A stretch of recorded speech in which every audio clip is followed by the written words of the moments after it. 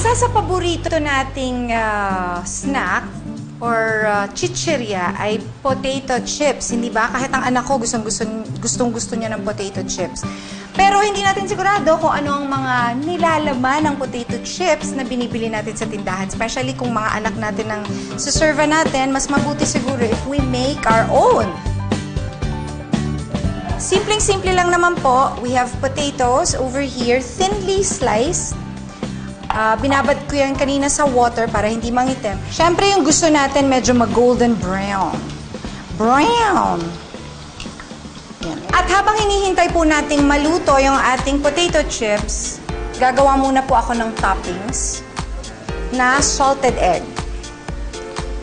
Madali lang din siya kasi you just need ng butter. Ganyan lang po. Konti lang. And then, yung pinakapula lang po ng salted egg. And then, lemon. Finally, naluto na siya.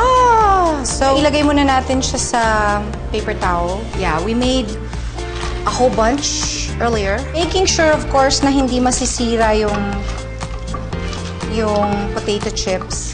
It's kind of hard though kasi syempre medyo crunchy na siya. So, may tendency mabale. So, we just have to be a little bit careful. Ayan, oh! Ang saya-saya. Oh, di ba? Pang merienda na to.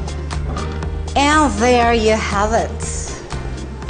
That is our potato chips and salted egg.